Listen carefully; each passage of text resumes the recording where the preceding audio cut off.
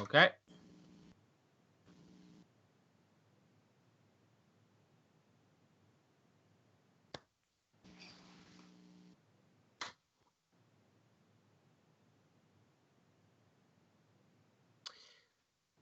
Championship weekend is finally here.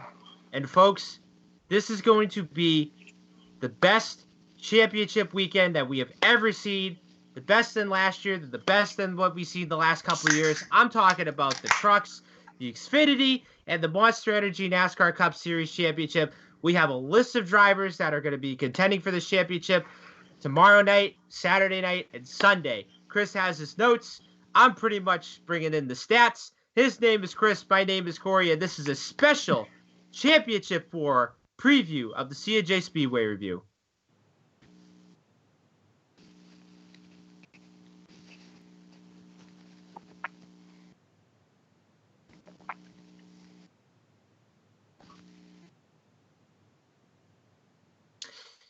And welcome back, folks, to the C&J Speedway review, where tonight we are going to be previewing the Championship 4 weekend at Homestead.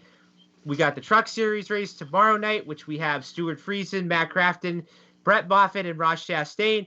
Xfinity, we got the big three and Justin Allgaier, which we have Christopher Bell, Cole Custer, and Tyler Reddick.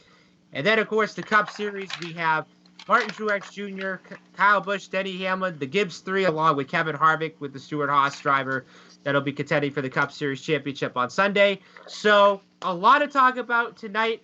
So not only with the championship race this weekend, but we also have to recap the Phoenix race weekend as well.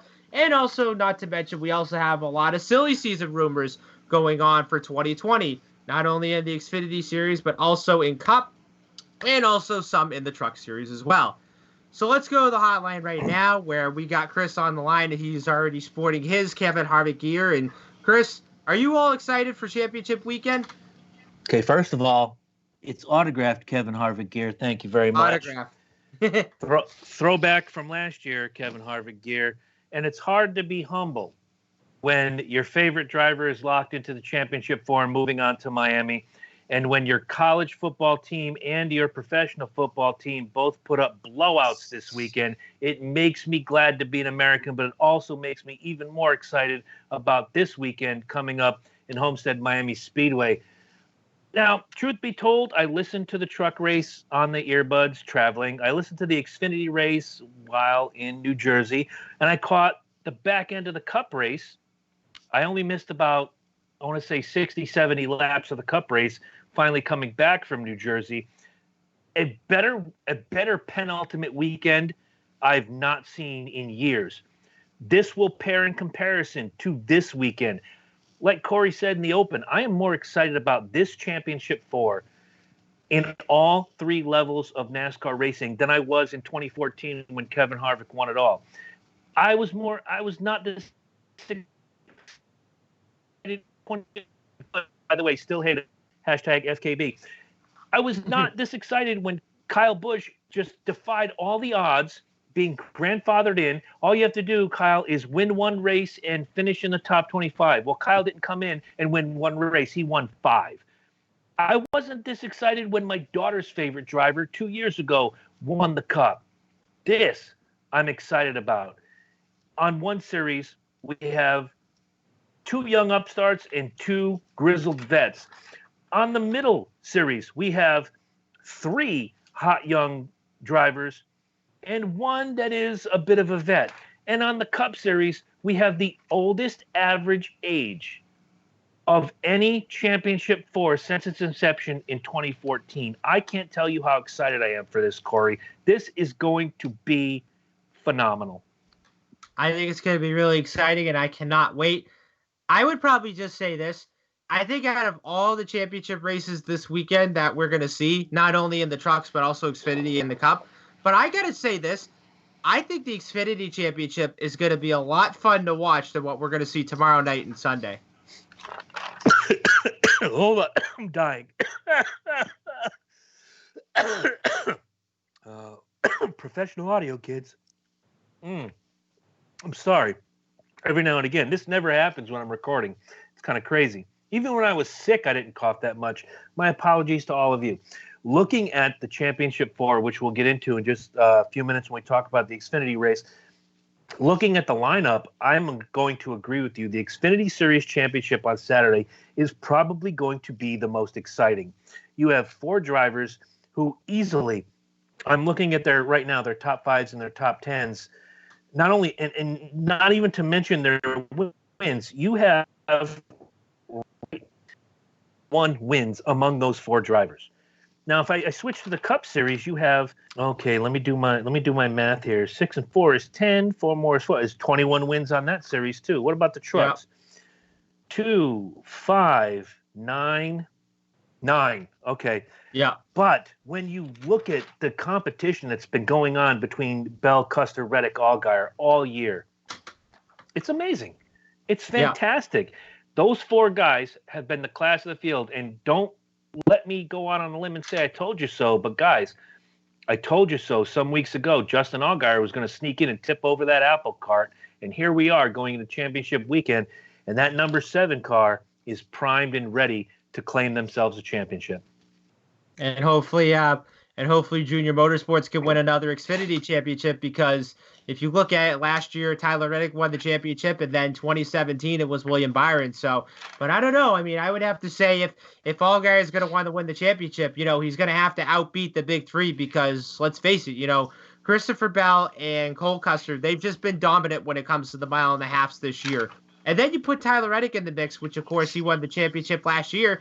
He's another guy that, you don't want to count him out either, because he's only won like 1 race on the mile and a half this year. But, again, that he's running for Richard Childress Racing. He's also running for Good Equipment. I mean, I got to tell you, I think, it's going to be anybody's championship on Saturday. But let's face it, I'd say if Allgaier is going to want to win the title, he's going to have to beat the big 3. Well, let's not blow it out of craziness or out of proportion or whatever before we get to that point. We'll talk about the Xfinity Series. We're going to go over all 3 series going into Championship 4. Guys, there's news, there's notes, there's so much stuff on this yellow notebook right here that you may have known, you may not have known, but I'm going to give it to you straight at the end of each breakdown of the weekend that was in Phoenix. But Corey, the machine has been going nuts this week. We have silly season talk. We have news and notes. And why don't you bring to us the best of the best from this week? All right. So first off, this was announced at I'd probably say about 2 hours ago. And Daniel Suarez confirms that he will not be back at Stewart-Haas Racing next season. So rumor has it looks as if Cole Custer is going to be taking over that ride in 2020. So my little reaction to this, you talk about a guy that, that's had 4 top 5s, 11 top 10s this year. I mean, I get it. The kid's fast, but he just hasn't, he hasn't brought in the wins that, they expected him to be. And of course, didn't make the playoffs, or I don't know if he did, but did not. Let's face it, you got a lot of those young guys that are coming up through the ranks right now. And a lot of these team owners, they're looking at him and they're pretty much saying, we really need him for our cup car, sometime in the near future. But honestly, if they put Cole Custer in the 41 in 2020, it wouldn't really surprise me at all. I mean, let's face it. We all know that the big 3, they're all going to Cup next year. You got Bell that's going to Leavine Family Racing. You got Custer that's possibly going to go to Stewart-Haas, replacing Suarez next year. And then, of course, you got Reddick, who's going to be going to Childress's Cup team next year, too. But honestly, I really think, Daniel kind of got screwed out of the deal, which now I don't know where he's going to go now. But unless he does drive a part-time schedule for Dale Jr.'s Xfinity team, because, we already have, of course, Daniel Hemrick, which, of course, he's going to Dale Jr.'s Xfinity team for a part-time deal along with Jeff Burton. So, I mean, that's the only thing I can think of, unless Suarez goes back down to Xfinity and runs for a part-time team or whatever. But yeah, let's face it, there's not a lot of good rides out there now. But, yeah, it's a shame that, he's being let go after this year. Let me just start by saying that this is a dumb move by Stewart-Haas Racing. I know you have your computer up. I know you have the Google machine hot and it is burning up. What I want you to look up real quick is how many years did Stewart-Haas Racing employ Danica Patrick in that 10 car? The reason I ask this question while you're getting that information is Danica Patrick, in her illustrious, in quotation marks, career with Stewart-Haas Racing, I think brought home 1 top 5 and 1 top 10, no wins in I don't know how many years. Daniel Suarez eclipsed that just this year alone. But they see the new shiny toy. They see, oh, Cole Custer, we could put him in the 41 and possibly get some wins. Here's the problem. What if Cole Custer is not seasoned enough and gets in that 41 car and puts together a Danica-like performance? You can't just rely on what happens in the Xfinity Series or what happens in the Truck Series, moving them up from Trucks to Xfinity or Xfinity to Cup. You can't just bring a kid up. Look at it this way. Billy Beane. Do you know who Billy Beane is? A lot of you may not. Billy Beane was one of the top high school prospects in the world in baseball in the 80s. They brought him up. The Mets signed him. And what happened? He sucked the big fat one. But he went on to be one of the best GMs in baseball history, working for the Oakland A's, building that team. Go ahead. You're about to say it. Which, of course, in the movie Moneyball. You bet your butt. That's a true story. Yeah. Now, that's a story of seeing the shiny toy, and it just doesn't translate. Do I think Cole Custer will fail? No. If Cole Custer's in that 41, he's got good equipment, he's management, he's got a good team behind him. But why are we pushing Suarez out the door? If I'm Stewart-Haas Racing, this is, I think, the second year of Suarez's deal, and they're already pushing him out the door. This sucks as bad as Hemrick being pushed out the door for Tyler Reddick. It doesn't make sense. You have to give them at least 3 years. Now, I asked you to go to the Google machine. Yep. How many illustrious years did Danica Patrick suck money out of Stewart-Haas Racing? All right, so pretty much career-wise, she only had 7 top 5s. I mean, 7 top 10s. Okay, I was mistaken. Yeah. But how many years did she run in that 10 car on the Cup Series for Stewart-Haas Racing? So let's see, between 2018 to 2012, let's see, 17, 16, 15, 14, 13, 12. That's about 6 years. Okay, guys, I'm going to temper what I'm about to say. This isn't a male thing. This isn't a female thing. This is a getting the job done thing. I have watched lesser race car drivers work for a team for longer than Stewart-Haas gave Daniel Suarez in his 2-year run. Yet Stewart-Haas Racing was okay to put Danica Patrick in that car. And look, on the IndyCar Series, Danica Patrick was gold, okay? She's won races. She's top 5, top 10. But on the Cup Series, she was a monkey doing a math problem, okay? So you gave her all the leeway in the world. Why? 2 things. 1, she sold T-shirts. And 2, it was good publicity. Yeah. So why isn't Haley Deegan getting a ride? Why isn't Natalie Decker getting a ride? These are young ladies who are a credit to racing. They're not a poster. They're not a swimsuit model. They're not out dating NFL quarterbacks. These are young ladies out to get done. But no, we gave the nod. If I'm speaking we as a Stewart-Haas fan, we gave the nod to a publicity stunt. I think the Daniel Suarez move is junk. I don't agree with it. I don't begrudge Cole Custer his success. If Cole Custer does well in that 41, more power to him. But that should have been Daniel Suarez's success in 2020. And you might want to look at this. So pretty much, I think Suarez was only signed to like a 1-year deal. And also pretty much Daniel Hemrick, he was also signed to a 1-year deal before that happened. So. Well, I'll tell you, in baseball, if you're signed to a 1-year deal, it means you're warming the seat. I don't believe in the 1-year deal unless you're at the end of your contract and they say, well, here's a 1-year extension, like they did with Kurt Busch in the 41. Right. His contract was up. They gave him a 1-year extension. He went out and put up an okay season, but then, he moved along. He went to Ganassi, and that's fine and dandy. But Kurt Busch had a run. Kurt Busch was in that car for 3-4 years. Yeah. Daniel Suarez barely got the seat warm. If he farted in that car, I'd be surprised. He didn't get the chance he needed. And I think it's stupid. And again, I don't begrudge Cole Custer. I actually like Cole Custer. Yeah, I think he's a good driver too. There's 2 things that I'm worried about here. One is that Suarez is not going to catch on with a Cup team next year. He's going to be like full-time Xfinity Jones. And it might be a blow to his ego and his confidence. 2, I fear that Cole Custer is going to get in that 41. He's going to get eaten alive. Well, this is what happens when you get up to the Cup Series. I mean, it's a whole new ball game. And when you get to the Cup Series, the races are a lot longer. The cars are a lot different compared to what it is in Xfinity. And again, like Christopher Bell, like Tyler Reddick, and like possibly Cole Custer, when these guys go up to the Cup Series in 2020, it's going to take them about probably 5, maybe 10 races to figure this car out, figure the series out. And then once they figure out the series, then you're going to start seeing them win races, possibly make the playoffs next year. I mean, I wouldn't say, they could possibly win the championship in their first full year, but I would give them like maybe 2 years, to see how they do. And then possibly I would say like maybe 21, 22, you'll see these guys run up front and win races almost every week. But the one thing I want to point out is that we're seeing a lot of these veteran guys, walk out the door, and a lot of these young guys that are coming in.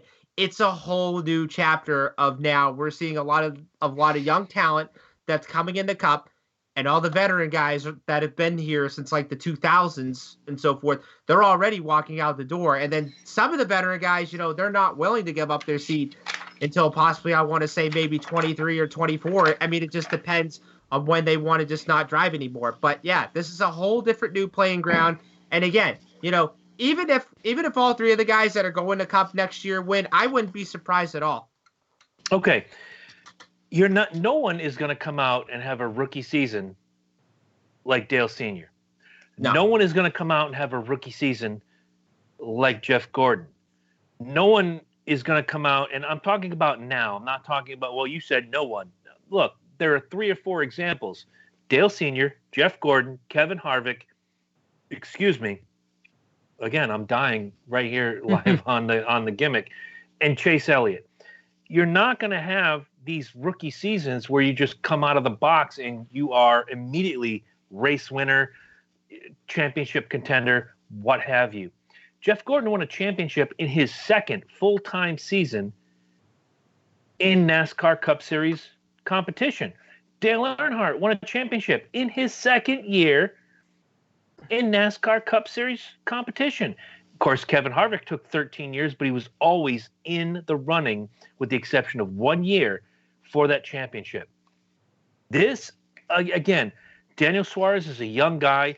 It's great for the international movement because Daniel Suarez is from Mexico. He's international. He's just, it's so much good for the sport. A heck of a lot better than the bikini model did in that 10 car. And if you've noticed, since she was replaced in that 10 car, Eric Almirola has won himself a couple races.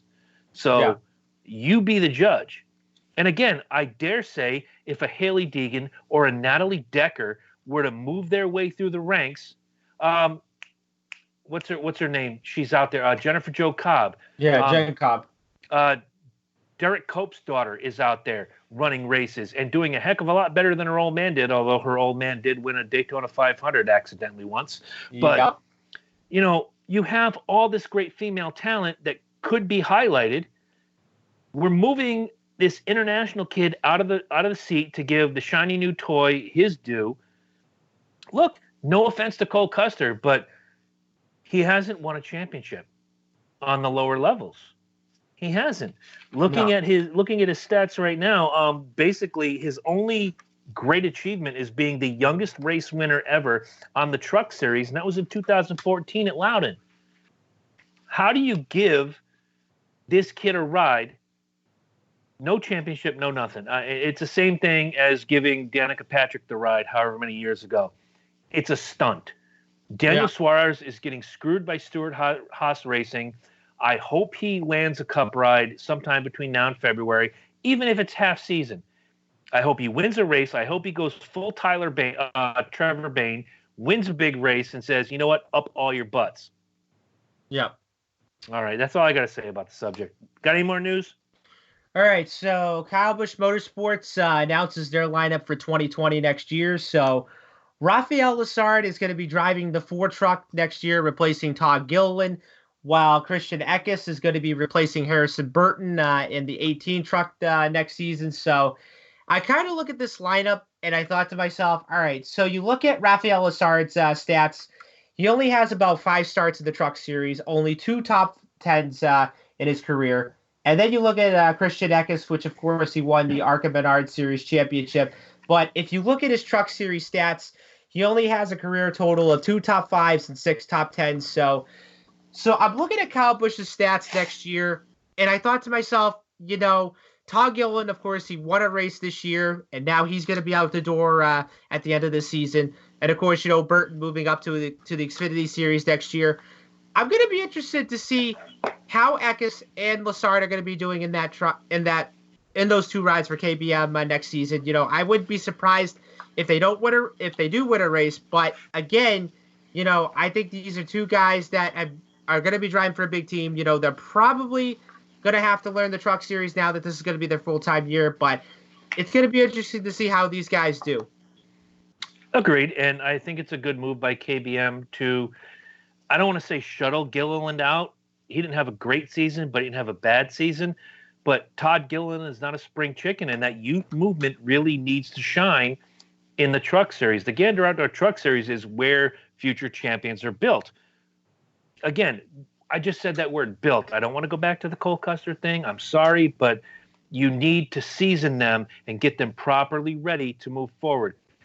You can't, not every driver, you think of 36 to 40 drivers a week over the last, I've been watching racing now for 35, 40 years. For every Dale Sr., Kevin Harvick, Jeff Gordon, Matt Kenseth, the list goes on and on. Jimmy Johnson as a rookie was fantastic. Ryan Newman as a rookie was fantastic. You're not going to find too many of these guys. They're 1 in a million. The rest of the time, you get Lake Speed. Right. So, good for KBM to, as much as I dislike Kyle Busch, but as a vehicle owner, he knows what he's doing. He's pushing that youth movement, and I dig that. Yeah.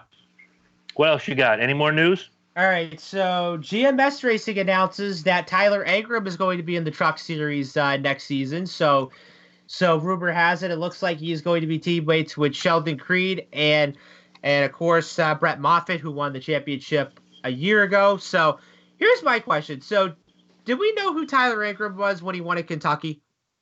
We did. Did the general public know?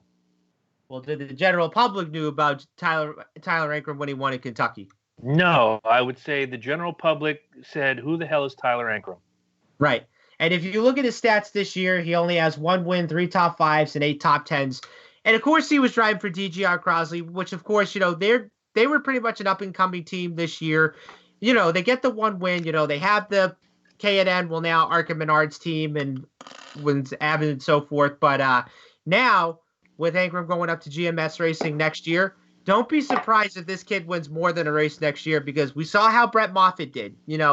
He won about 4 races this year, and then right around the playoffs, he started getting pretty hot, and then after Canada, the guys just pretty much hit a brick wall after that, which they didn't really. I mean, you will say this, Moffitt, performed good, but he just wasn't, successful than what he was, the last couple months. But I really think this is a good move for GMS. I really think, they have a great lineup for next year. And it's going to be very interesting to see if they can get 2 of those guys in the playoffs next year with Ankrum and Moffitt together. It'd be a great run. And I think teaming a young guy like Ankrum with what I like to think is a seasoned veteran in Brett Moffitt. Yes, Brett Moffitt's only 27 years old, but when you look at truck racing, Xfinity racing, NASCAR, Monster Energy, Gimmick Schneebitz, Fernham racing, 27 is a young guy. Yeah. So, but when you look at it from a racing perspective, Moffitt has been out there. He's won a championship. He's seasoned. That's a guy that you want to hitch Tyler Ankrum's trailer to.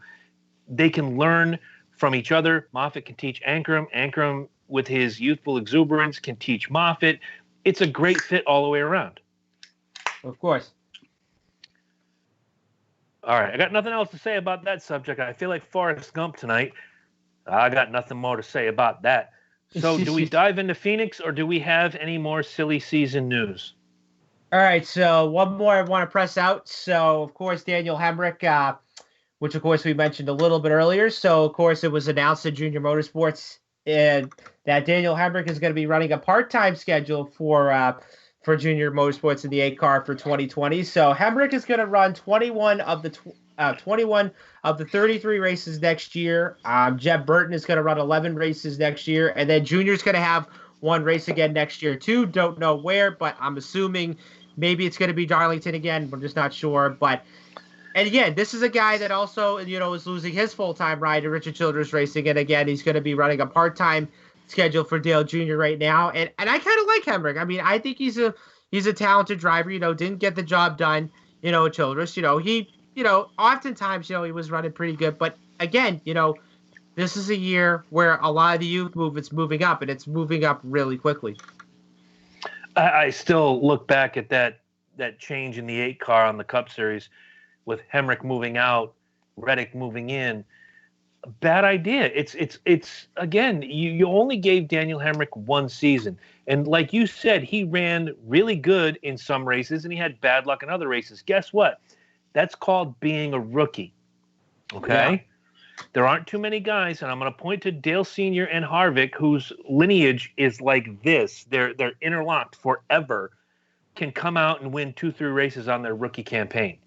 Right. And then there are others like Rusty Wallace who took 3 years to get his first win. There are others like, let me throw one out here. I can't remember. Michael Waltrip. Hello. It took Michael Waltrip 12 years to win his first Cup race. Guys, it's not a one and done deal. This microwave dinner era of show me today or you're out the door needs to stop. Look at some of your past champions. Look at how they were built, how they were groomed, how they were taught. And then they went on to bigger, better, greater things. And then tell me I'm wrong. Because if you can, maybe I should just quit doing the show and it'll be the Corey Huffnagel show. Right. Not having that. Not having that at all. But yeah, that's all I got to say about that. Yeah. Anything else? No, I think we should be good. All right. Well, why don't you tell us a little bit about the truck race at Phoenix again, Earbud Jones? This whole tell us the things about Phoenix and the truck race. All right. So Stuart Friesen ended up winning Friday night's Lucas Oil 150 at Phoenix. So not only getting his second win of the season, but of course, punching his ticket to the championship 4 at Homestead, joining Matt Crafton, Brett Moffitt, and Ross Chastain. And I will say this, it was a good race on Friday night. A little bit of controversy that went with it. Friesen ended up getting black flagged at the start of the race because he ended up jumping the start, which, of course, the 99 at Ben Rhodes pretty much pushed him to the start-finish line. And I got to tell you, I think that start-finish line, the restart zone, well, look at the restart zone at Phoenix. I'd have to say it's probably one of the most oddest restart zones there is, in NASCAR. Because I watched the race on Friday night. You can clearly see that the pole sitter of Austin Hill didn't really get a good start, and it looked as if, his truck wasn't really going. So he kind of forced, Friesen to go and whatsoever. But pretty much the rule is, you can't beat the pole sitter to the start-finish line. And then, of course, at Phoenix, you can't go underneath the dog leg until after you get past the start-finish line. So I kind of thought, it was a gray area, that NASCAR kind of made that call, but that yet again, the rule is the rule that you can't beat the pole sitter to the start-finish line. But sure enough, Friesen ended up battle back, I want to say like probably the third stage. That was when the 52 truck, got their momentum, held off Brandon Jones for the win. And I got to tell you, I really think, Friesen's bringing a lot of momentum going in the Homestead Friday night. And also not to mention, it's a shame that Austin Hill missed the championship 4. And get this, guys. He missed the championship. Well, missed advancing the Homestead by 7 points. 7. That's how close it is in the Truck Series every single year.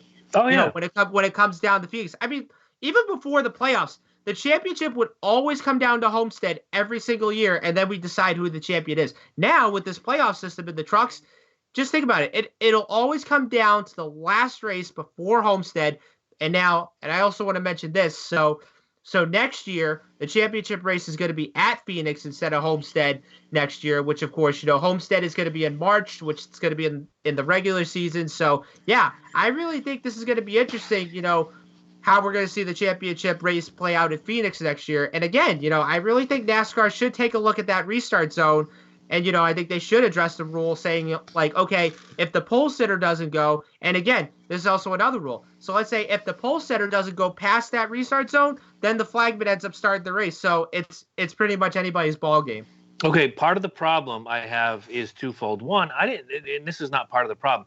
I didn't know that the Truck Series is going to be decided at Phoenix next year. That's a bit of a curveball. Not only the trucks, but all three series. Really? Yep. Part of the 2020 schedule. Ladies and gentlemen, your champion until he retires is going to be Kevin Harvick, the Desert Dominator. He is the Phoenix Phantom. You heard it here first. Every year from now on, Kevin Harvick is your champion on the Cup Series if the championship is decided at Phoenix for the remainder of whatever. Two problems I have with what you're talking about. When Phoenix reconfigured to put the start-finish line on the dogleg rather than on that long, what we used to call the front stretch, it takes away from the beauty of Phoenix, where you come out of 1 and 2, and if you're carrying enough speed and you can duck below the white line. Remember I said that. Yep. And you can carry that speed, and you have enough grip to get and keep your car level to go into 3 and 4 and use that. And again, we talk about guys like Jimmy Johnson, Kevin Harvick. I've seen Junior do it there. That dogleg was an Achilles heel for some, and it was, Occam's razor for everybody else. If you could use it correctly, you were a king. If you didn't know how to use it, you basically, you were everybody else. Right. Reconfiguring that track to put the start-finish line at the head of the dogleg was garbage. I didn't agree with it then. I don't agree with it now. I kind of feel bad for Austin Hill, but the rule is the rule, and here's the second problem. We had this problem, I don't know how many weeks ago, late summer, where a car spun their wheels on the restart. The second-place car got ahead. They got to the line first. They were shuffled back. I want to say it was the Xfinity Series. But regardless, the restart zone is the restart zone. The line is the line. You cannot beat the lead car, the lead vehicle, if you will, to the line. The lead vehicle pushes. They're the pinnacle. They're what you have to follow. I don't want to go back to single file restarts. I really don't. I love the double file restart. Yeah. When they announced double file restarts back in 1862 or whenever it was in the 2000s, I was like, this is the best thing they could ever do. Yeah. Single file restarts were a joke. Because as soon as the lead car hit the line, you could just watch the field spread out. You knew there were guys on the spotter stand going, go, go, go, and they're all spreading out, and it creates more havoc than needs to be. Right. But the rule is the rule. As much as we hate it at some times, and as much as we applaud it at different times, you can't get in front of the lead car on the restart. So this is back to seasoning. This is going to go back to experience. This is going to go back to just general awareness. If you're the second place car, and the first place car, whether they choose the inside or the outside, has a little issue, you're just going to have to be aware of what's going on. You have to have one eye going this way to the left if they choose the inside, or one eye going this way if they choose the outside, and watch what that vehicle is doing. There's no excuse. The rule is the rule. Sometimes you have to suck it up and deal with it. In this case, unfortunately, I have to agree with the call. Austin Hill is the leader. You follow him to the line. Yeah. So that's all I got to say about. Wow, here we go again with the Forrest Gump gimmick. Jesus, we got to get some new stuff next week. By the way, next week we got some special stuff to talk about at the end of the show. Stay tuned. You're gonna love it. Yeah. All right, so break it down. Who finished where? We'll give the points and the picks, and then I will give you guys your inside glimpse at the Championship 4 in the Gander Outdoor Truck Series. All right, so Stuart Friesen ends up winning the race. You have Brandon Jones in second. You have Chandler Smith in third. Ben Rhodes in fourth. Grant Enfinger in fifth. Then you have Matt Crafton in sixth. Harrison Burton in seventh. Johnny Sauter in eighth. Ross Chastain in ninth. And Brent Moffitt rounds out your top 10. Other notables, you have Ty Majeski in 11th. You have Sheldon Creed in 12th. Austin Hill in 13th. Todd Gilliland in 14th.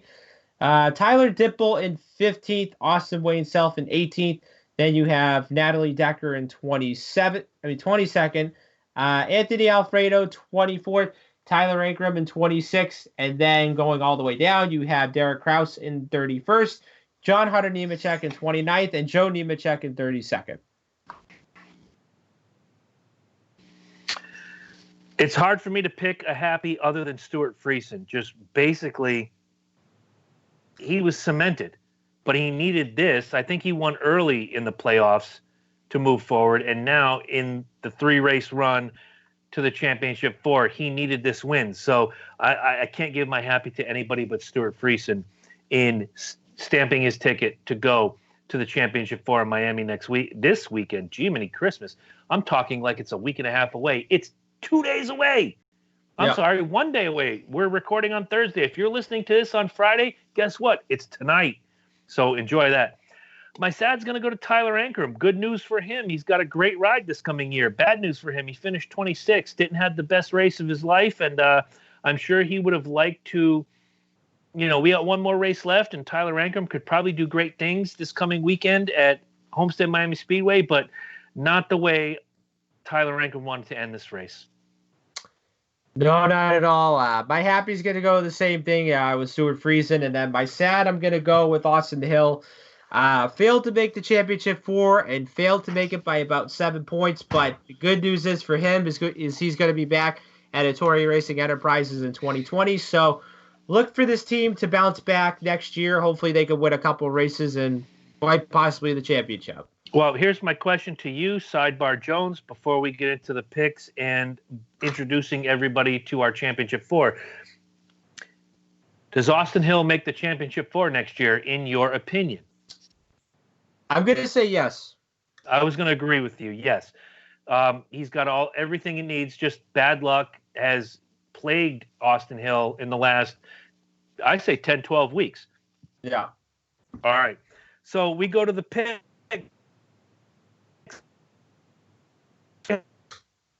Ross Chastain is his lock. He finished 9th. He took Sam Mayer as his sleeper. He finished 19th. That's a total of 28. Corey, your finish this week is 14. All right.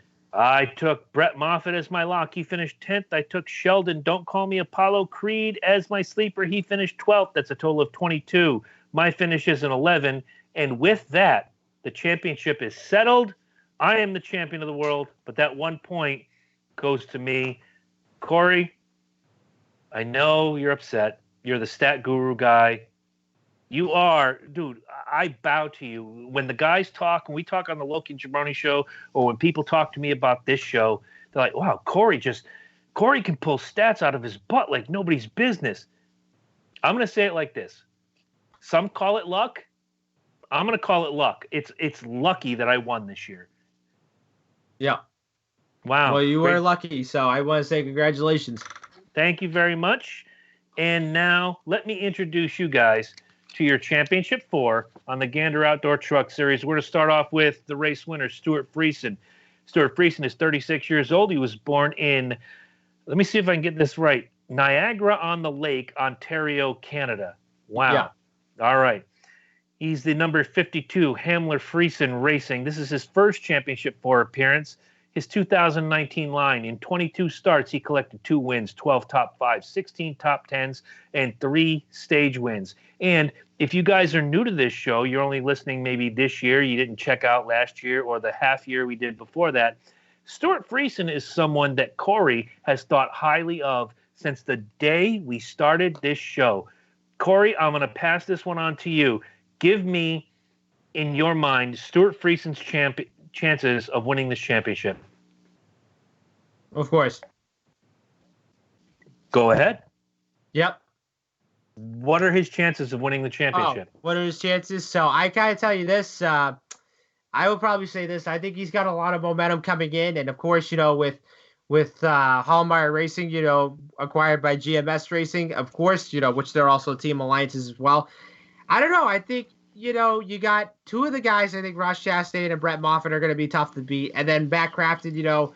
He's been kind of hot and cold this year, which he has been running good, but he just hasn't been running good for what everybody was expecting him to be this year. But I don't know. I like Friesen's chances, but if he's going to want to win this championship, he's going to have to go through Chastain and Moffitt. If you had to give it a percentage, I know everybody has a 25% shot. There's 4 guys. Yep.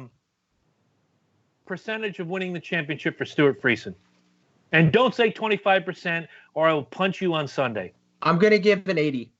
80? Okay. 80%. Let's go to our next contestant, Ross Chastain, the 26-year-old driver out of Alva, Florida. He runs the number 45 truck for Nice Motorsports. The Melon Man.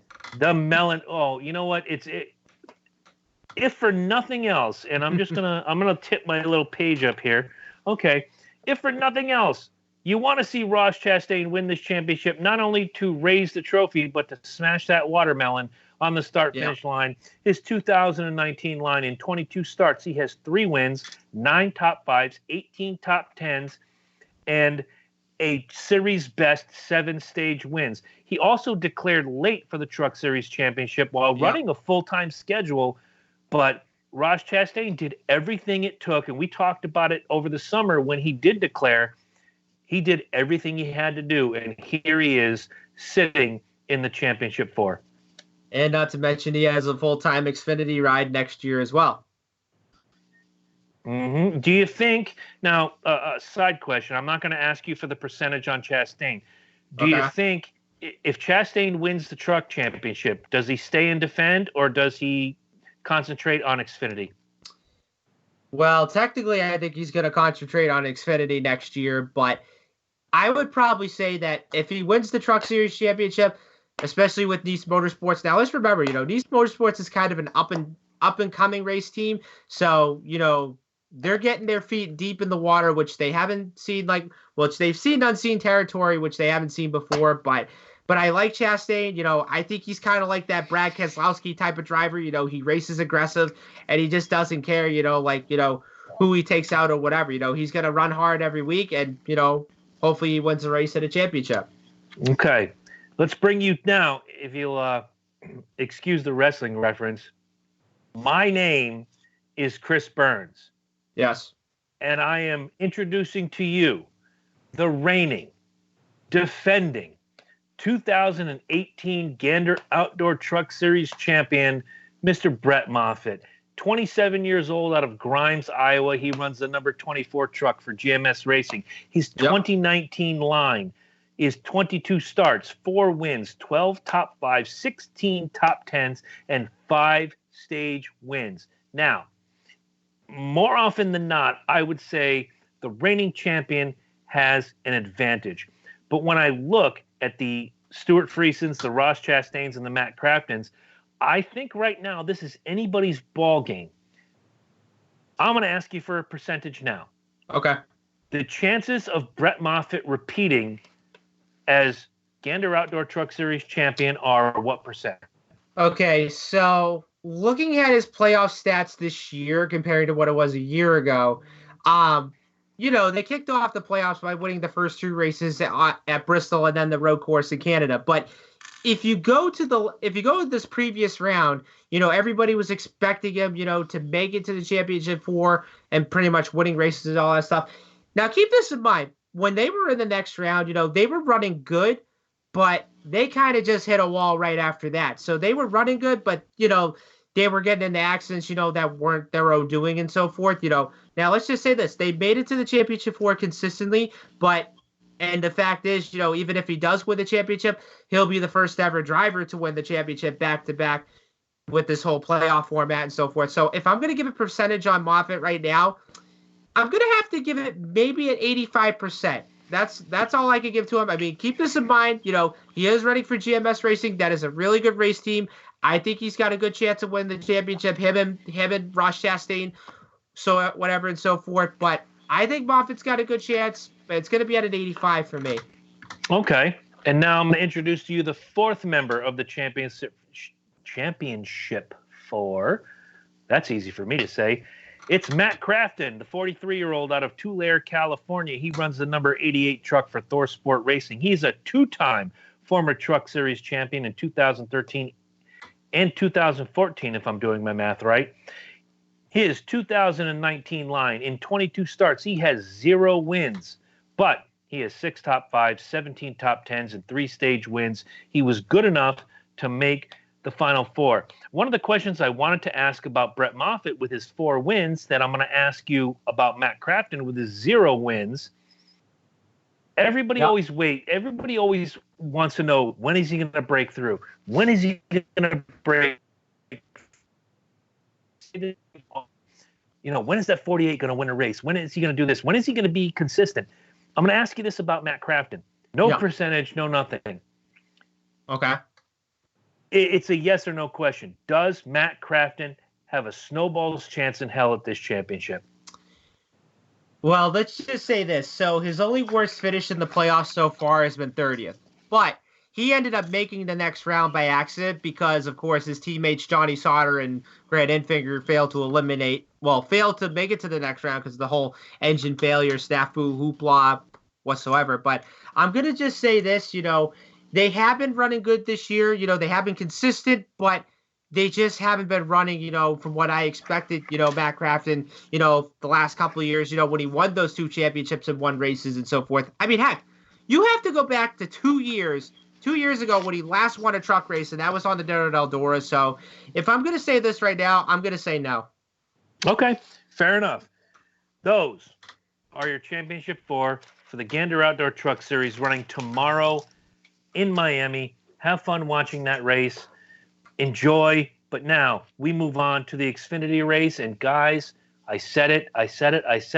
If someone's going to tip this apple cart, it's going to be Justin Allgaier, and he walks away with the win Saturday in the Xfinity race at Phoenix. Corey, you watch the race. Tell me, did Allgaier win this race, or did Allgaier luck into the win in this race? Well, you could say that it was going to be the Christopher Bell show once again, but watching this race on Saturday, we see Christopher Bell, what he usually does this year in the Xfinity Series. He would go out, dominate, lead a bunch of laps. I'd say like about 150 something or whatsoever. So pretty much in the first 2 stages, he was dominant until after the second stage, he got busted for speeding on pit road. Then he ends up getting spun out. Well, he ends up spinning out on his own, like late in the race. So, and again, we see this out of Bell this year. Like the last couple of times this year in the Xfinity Series, he would go out and dominate, but doesn't end up getting the win. We saw it at Iowa. We saw it at the Charlotte Roval. We saw it at a couple of racetracks this year. And I kind of mentioned, with Justin Allgaier winning this race on Saturday, pretty much I would probably say he lucked his way into this win because, and of course, Allgaier runs good when it comes to Phoenix as well. But it turned out to be a little bit of an interesting pit strategy race where some guys, they were running a little bit on fuel, but I guess Allgaier, managed to get his whole fuel mileage right and end up getting the win. And of course, not to mention Allgaier took home the win, but he also punches his ticket to the championship 4. And again, we also questioned this year, on when Justin Allgaier was going to win a race because he finished second, I think, probably 4 or 5 times this year. And again, he was another guy that was consistent. Okay, 5 times he finished second.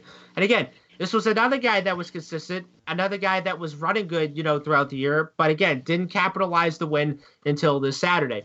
And not only that, Junior Motorsports is looking to defend winning the Xfinity Series championship again, but only this time with Justin Allgaier. Right. And it's kind of the longest-winded, non-committal answer I've ever heard. But, Corey, I got to put you on the carpet right now. Did Justin Allgaier win this race, or did he luck his way into a win? He lucked his way into a win. All right. Either way, the checkered flag flew, and Justin Allgaier comes home with the win. Give him the breakdown of who finished where, and then we'll go to points and picks. Okay, so Justin Allgaier wins the race. You have Cole Custer in second. Tyler Reddick finishes in third. John Hunter Nemechek finishes in fourth. Zane Smith rounds out your top 5.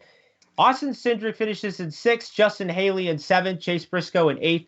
Michael Annett in 9th, Noah Gragson in 10th. Then you have Brandon Jones in 11th, Greg Galding in 12th, Ryan Sieg in 13th. Christopher Bell finishes in 16th, and then going all the way down, you have Stephen Light in 21st, Ryan Vargas in 26th, Garrett Smithley in 27th. Let's see, Ronnie Bassett Jr. in 33rd, Joe Nemechek in 34th, and rounding out in last place, you have Landon Castle. Okay. Originally, my happy was going to go to Allgaier because he wins the race, he punches his ticket, but instead I'm going to give my happy to Tyler Reddick. That third place finish lets people know that, guys, I'm still wearing that big championship belt. I'm still carrying the trophy. I am still your champion, and I am still firmly entrenched in this championship 4.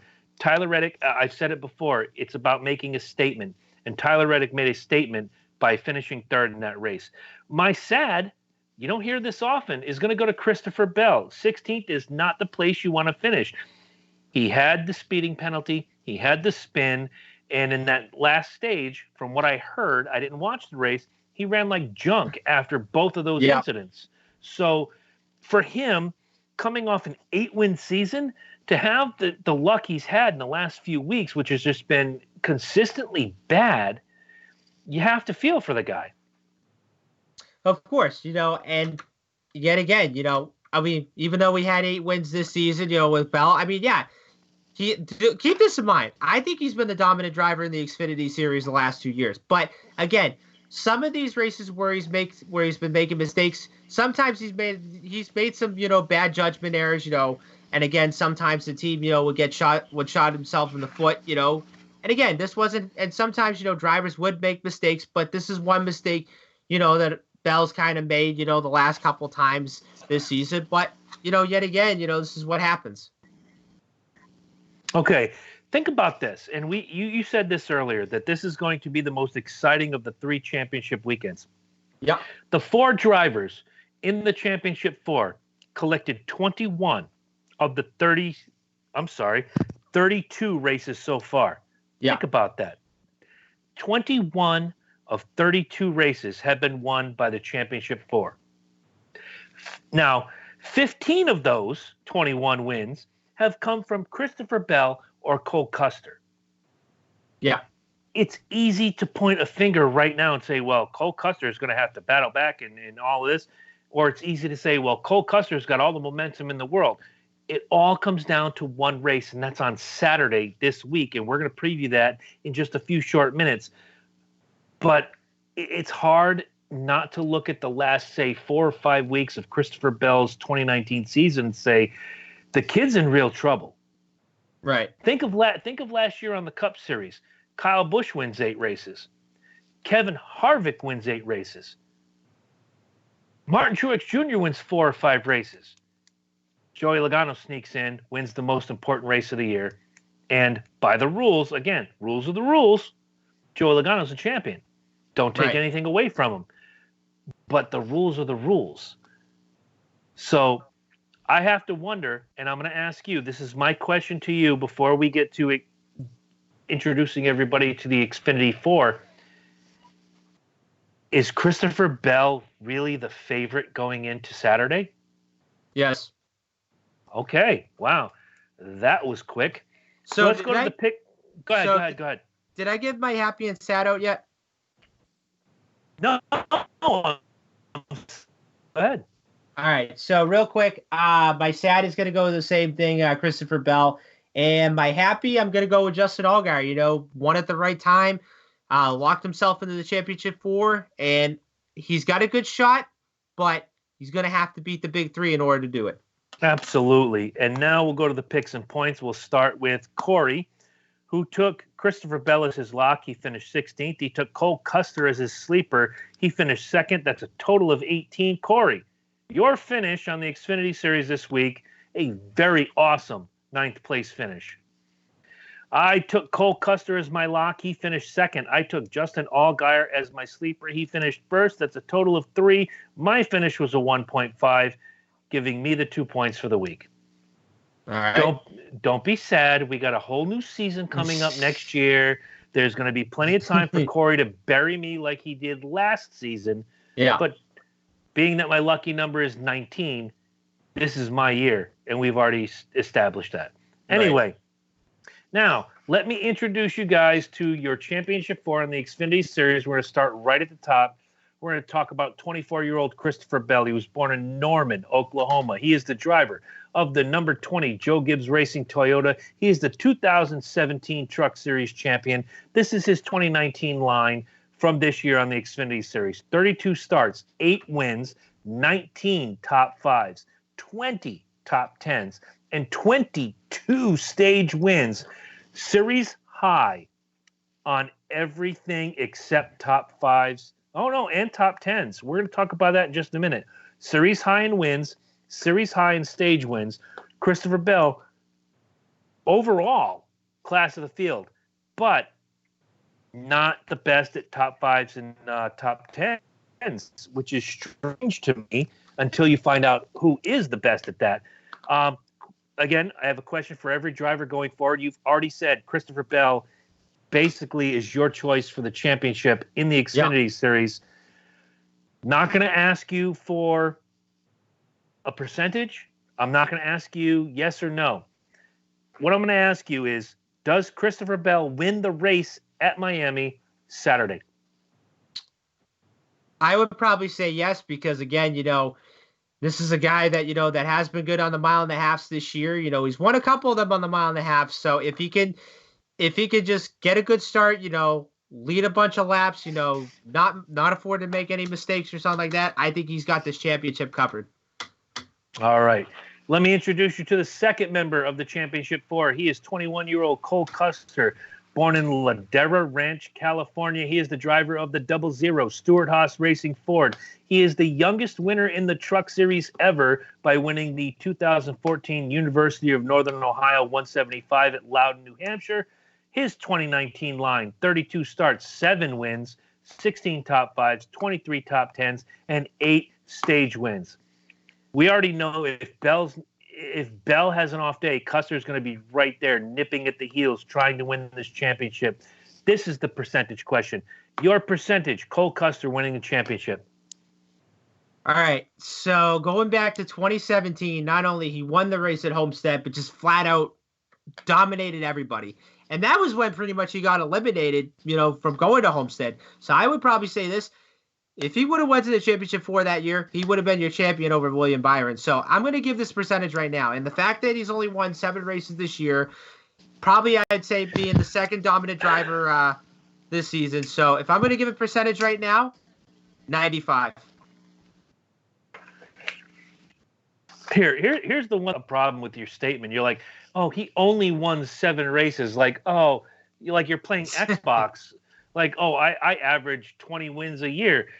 He won 7 races. Now, we're not talking about races where Cup guys were going down there and picking up wins, Kyle Busch, or we're not talking about lucking into 7 wins. Cole Custer won 7 races. And it's impressive, too. So I'll take your 95%. Let me introduce you to number 3 on the Xfinity Series Championship 4. It is the reigning, defending Xfinity Series champion. He is 23-year-old Tyler Reddick out of Corning, California. He runs the number 2 Richard Childress Racing Chevrolet. His 2019 line, 32 starts, 5 wins, a series high 23 top 5s, a series high 26 top 10s, and 4 stage wins. This is a yes or no question, and I already kind of know because we talked about it when I introduced Christopher Bell. Yes or no, can ostensibly in your mind Tyler Reddick repeat? Yes. Okay. Good answer. And now number 4, somewhere in this great New England area where we record out of, there's a young gentleman by the name of Zach Kuhn who is waiting patiently for me to give you this information.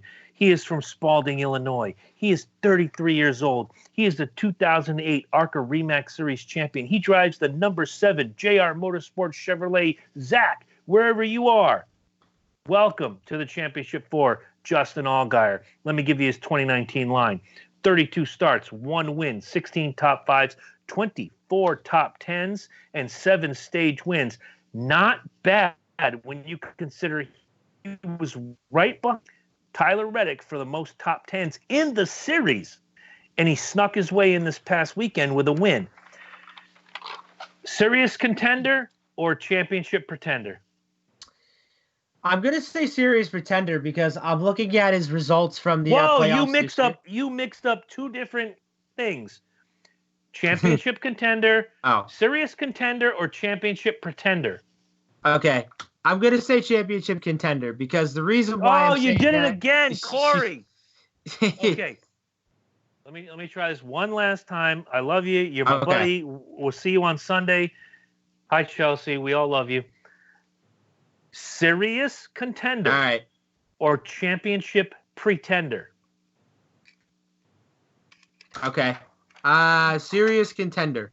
Okay, good. Did I I like say it right? Yes, you did. All right. Serious. Shit. So the reason why. What's up? Did you just cuss? No. So Okay, the reason why I'm saying this is because if you look at his results in the Xfinity Series playoffs, all of them are top tens. And if you look at it, so his worst finish in the playoffs from Richmond all the way to his win at Phoenix has only been a 6th at Texas. But if you look at his results this year, ever since I would probably say finishing 17th at Daytona. So I'd probably say from Kentucky in July all the way to Phoenix where he won, all of them have been top 5s, top 10s. And let me tell you this, it's been phenomenal. And the fact that, this was a guy that, that won 5 races last year, and then of course this year he ends up winning the race. And again, there was one of those races this year where he could have won maybe 2 or 3 races. But again, it's kind of like Christopher Bell, they were there, but they ended up getting shot in the foot, after that.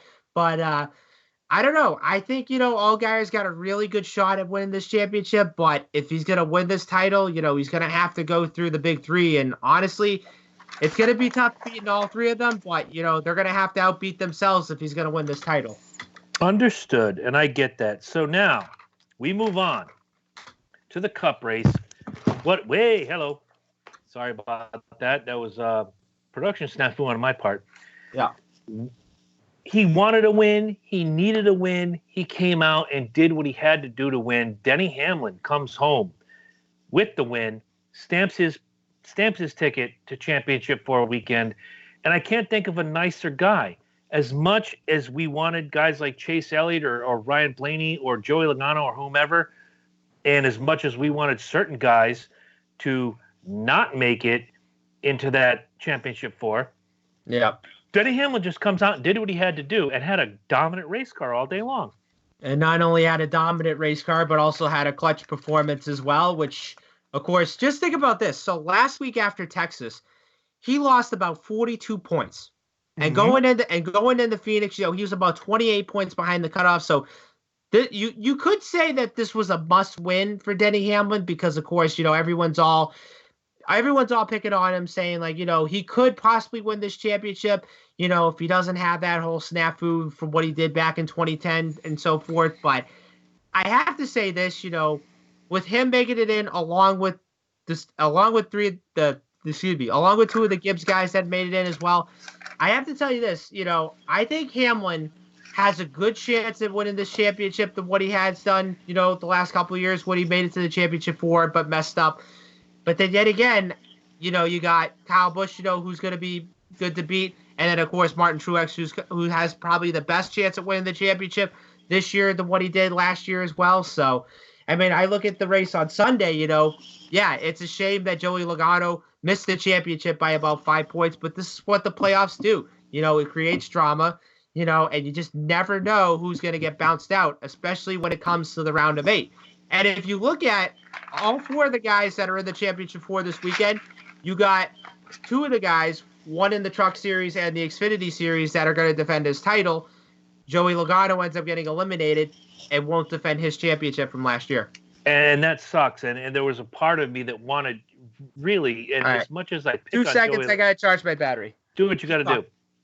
There was a part of me that wanted Joey Logano so much to make it and defend that championship this coming Sunday at Homestead Miami Speedway. The other part of me said, I want somebody new, somebody different, somebody. Look, we have 3 champions coming into this championship 4 and one that has come close in the past. This is going to be an exciting championship 4, but to not have the championship defended by the reigning defending champion, it doesn't take away from it, but it kind of gives this air of new. There's something exciting, a little more exciting, if you will, by having 4 different guys than the reigning defending champion going for this title this year. You have the 2014 champion, you have the 2015 champ, you have the 2017 champ, you have a guy that's come close before. If you're going to have 4 guys in this and none of them are named reigning defending champion Joey Logano, these are the 4 guys I want to be in the championship 4. I do agree. Okay, so I watched most of the race. You watched probably all of the race on DVR Jones. To me, consistency was the key. Blaney was consistent. Kyle Busch was consistent. Kevin Harvick was consistent. Matt DiBenedetto was consistent. But the most consistent guy all day long eventually became your race winner. Denny Hamlin and his team, that number 11 FedEx team, did all the right things to win this race. Yeah, indeed he did. And I would probably say that, going back from Texas, I bet this team was saying, we can't have any more mistakes. And pretty much, they just did what they had to do. And not only they won the race, but they just flat out dominated the race, leading 143 out of 312 laps. I mean, you could just tell, that's just pure championship performance, and that's just the 11 team just making a championship statement saying, I know you guys have won the championship, but I'm here too. One word, desire. Yeah. It all boiled down to desire. And in my opinion, nobody had more desire in their heart than Denny Hamlin this weekend. Now, I have to take about a 30-second break. So this is the part where Corey's going to tell you who finished where. And hopefully, you know what? Read the whole list. Because when I come back, we'll do happy, sads, picks, and points. And then I will introduce you all to the championship 4. Corey, take it away. Okay. So Denny Hamlin ends up winning the race. You have Kyle Busch, who ended up finishing in second. Ryan Blaney ends up finishing in third. Kyle Larson ends up finishing in fourth. Kevin Harvick finishes in fifth. Martin Truex Jr. in sixth. Eric Jones in seventh. Clint Bowyer in eighth. Joey Logano in ninth. And then you have Brad Keselowski, who rounds out in the top 10, driving the Miller Lite Holiday Knitwear, which, of course, it's kind of early for Christmas, but depends what everybody else wants to do. So, anyways, let's see. You have Kurt Busch, who finished in 11th. You have Paul Menard in 12th. Matt DiBenedetto in 13th. Jimmy Johnson in 14th. Daniel Suarez in 15th. Chris Buescher in 16th. William Byron in 17th. Ryan Newman in 18th. Ricky Stenhouse Jr. in 19th. Ty Dillon, who rounds out in the top 20. Then you have Daniel Hemrick in 21st. Eric Almirola in 22nd. Alex Bowman in 23rd. Austin Dillon, who runs in 24th. Bubba Wallace in 25th. Ryan Preece, who rounds out 26th. John Hunter Nemechek subbing in for Matt Tiff. Finished in 27th. Ross Chastain in 28th. J.J. Yeley in 29th. Michael McDowell in 30th. Garrett Smithley in 31st. Bailey Curry in 32nd. Landon Castle in 33rd. Joe Nemechek in 34th. Corey LaJoie in 35th. David Reagan in 36th. Reed Sorensen in 37th. Joey Gase in 38th. And rounding out 39th is none other than Chase Elliott, who ended up being eliminated from the playoffs. Okay. So, let me have your happy and your sad. All right, sad, I'm going to go with Chase Elliott, which, of course, I really thought he was going to make it to the championship 4. Didn't have a really good round of 8, had it broke an axle, and then, of course, spun out at Texas, and then had an accident at Phoenix. So that costed him his chance to go into the championship 4. And then my happy, I'm going to go with Denny Hamlin. Had a dominant performance on Sunday. Had a really good championship statement. And I think this is probably the best chance for him to win the championship this year.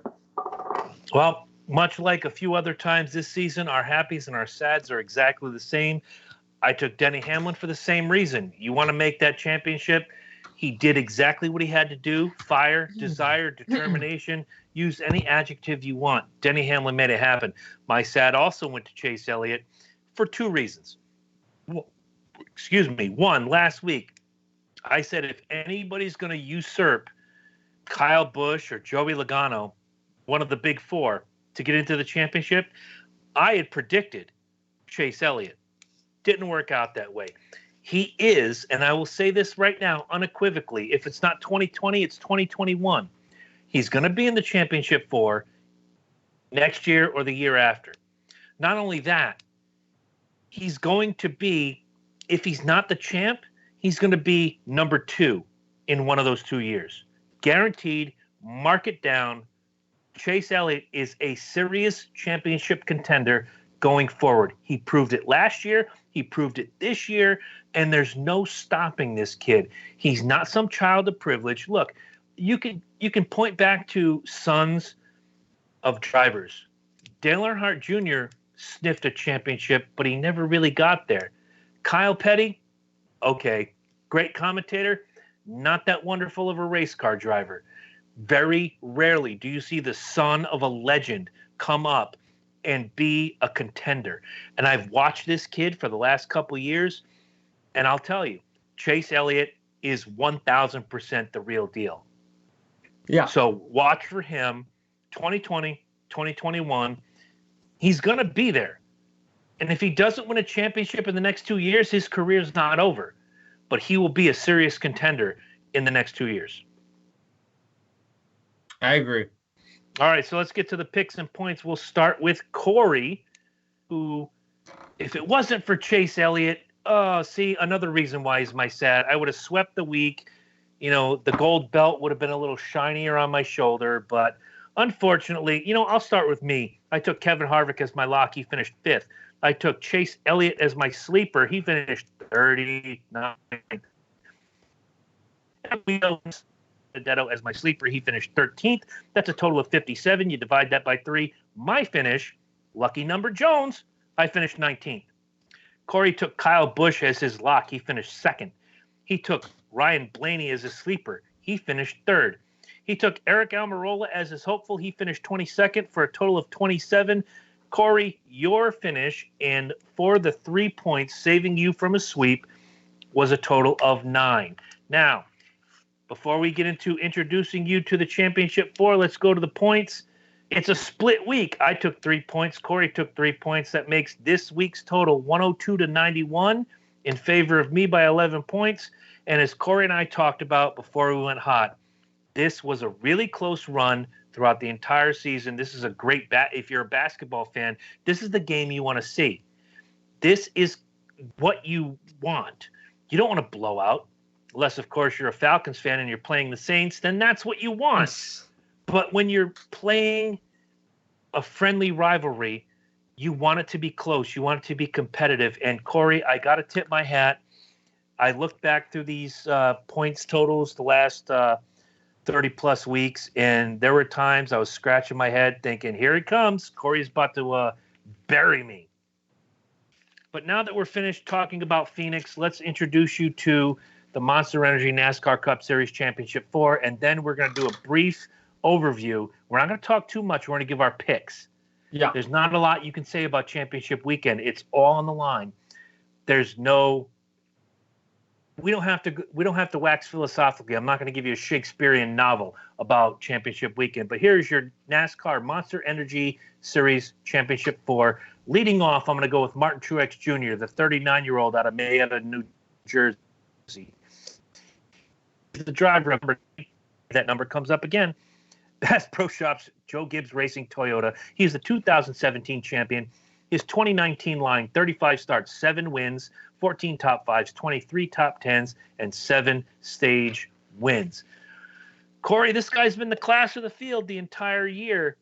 Yay or nay, Martin Truex grabs another title. Yay. All right, remember you said that because now we're going to number 2. It's Kevin Harvick, the 43-year-old. By the way, he was born on December 8th, 1975. Why is that date important, Corey? Because it's your birthday. You're damn right, but he's 3 years younger than I am. I'm old as hell. Kevin Harvick is still competitive. December 8th, 1975, out of Bakersfield, California. He is the driver of the number 4 Busch Beer Jimmy John Stewart Haas Racing Ford. He is also your 2014 champion. His 2019 line, 35 starts, 4 wins, 14 top 5s, 25 top 10s, and 6 stage wins. Corey, the question I concocted for Kevin Harvick when we got to this point, basically, what this Championship 4 weekend boils down to, it's Kevin Harvick versus Joe Gibbs Racing. Yep. Is that a motivator or is that a detriment to Kevin Harvick? I'm going to say motivator. Why? Well, I kind of look at this, if you go back to last year, when you had Joey Logano against, the big three, it was basically, the big three and me. And look what happened last year. Joey Logano ended up proving, he could beat the big three and end up winning the championship. So go to Kevin Harvick and go to his stats this year. This guy didn't win until July. And everybody, and looking at the start of the season, after finishing 26th in the Daytona 500, everybody thought, okay, is this guy going to win a race? Is he going to be dominant like he did last year when he won 8 races and so forth? But not only he won in July, but he also won 2 more races after that, which he won at Michigan and Indianapolis. So, and then if you look at his playoff stats, his only worst finish in the playoffs so far has been 17th at Talladega. So just think about this. It's going to be Kevin Harvick against the Gibbs 3, which, of course, Denny Hamlin, Martin Truex Jr., and Kyle Busch. So we could possibly see, Kevin Harvick spoiling the Gibbs party and winning the championship. But I think he's got a good and if I had to give a good percentage rating right now, I'm going to have to give him maybe like an 80 because, he has been good, but he just needs to capitalize and close this out and win the championship. When he's needed a win, he's found a win. And maybe for me, that is the mantra as a Kevin Harvick fan. Look, I'm unabashedly, look behind me. Look at my hat. Look at my shirt. If you're watching, if you're listening on audio only, go find us on YouTube. Have a good time. I'm unabashedly a Kevin Harvick fan, but this, to me, is a scary proposition. You have Kevin Harvick in that number 4. This weekend, it's going to be the Busch Light number 4 against 3 out of 4 of the Gibbs guys. Okay, Eric Jones is still going to run the race, but he's not a factor. No. You could factor in Eric Jones. It's basically Kevin Harvick versus Joe Gibbs Racing. To me, I'm going to agree with you. This is a motivator. This is going to be something. I have something to prove. Yes, last year I won 8 races. Yes, last year I was not at the top of the standings. This year, I'm going to show you guys that I belong. When he won an Indy, I thought it was fantastic. When he won a couple weeks ago, I thought it was fantastic. Now, we're going into a territory where Harvick has won before, but then again, we're going into a territory that Truex has won before. We go into a territory that Kyle Busch has won before. I think the playing field is pretty even. I may not give Kevin Harvick the same percentage that you do. I'm going to give Kevin Harvick a 75% chance, and that's me being realistic. That's not me being a homer. I'm saying Kevin Harvick is better than average. I think if you look at one driver this weekend and you watch and you really pay attention to what he does, let it be that number 4 car. Yeah. All right, so let's introduce driver number 3.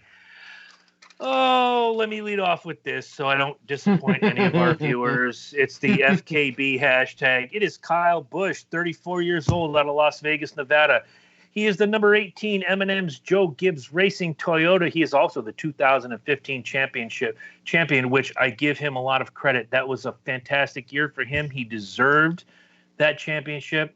He didn't, when he broke his leg in Daytona early on in the season, the first race of the year, it took him 6 weeks to come back, and they gave him, hey, we're going to grandfather you in. All you have to do is win a race, and finish in the top 25. Yeah. And like I said earlier, Kyle Busch didn't just come back and win a race. He won 5 races. He deserved that championship as much as I dislike him, as much as I discredit him, as much as I put up memes of him with pacifiers in his mouth. Kyle Busch can drive the snot out of a car. His 2019 line, in 35 starts, he has 4 wins, 16 top 5s, 26 top 10s, and 11 stage wins. My question to you, Okay. before we get to, when I'm looking at the other drivers and their stats and whatnot, is Kyle Busch the dark horse this weekend?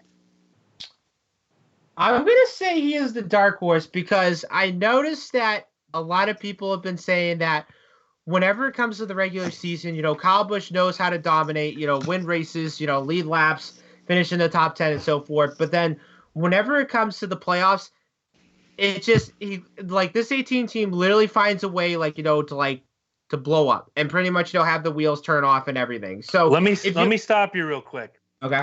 What you just said is so prophetic. You said Kyle Busch knows how to dominate in the regular season. When he gets to the playoffs, everything is like a sinking ship. Yeah. Kind of like the Red Sox and the Yankees over the last many years. You have the goods in the regular season, and whereas the Red Sox have converted more in the last 10 years than the Yankees have, you get to the playoffs, and it seems like both of them seem to be like in foreign ground. Is that Kyle Busch's legacy? I'm going to be a one-hit wonder, one championship. Yes, count all the 3,499 wins he has over the 18 series. But on the Cup Series, he's one of the leading drivers in wins. But it's that conversion. He's right behind, I believe, Jimmy Johnson in total wins active on the series. But he has one championship to show for it. Yeah. Do you think, and maybe this will be my second question, Okay. is Kyle Busch a choke artist? I'm probably going to say yes. Okay. Sorry, Kyle Busch fans. I don't mean to. Look, we're trying to be as objective as we can, but these are two guys right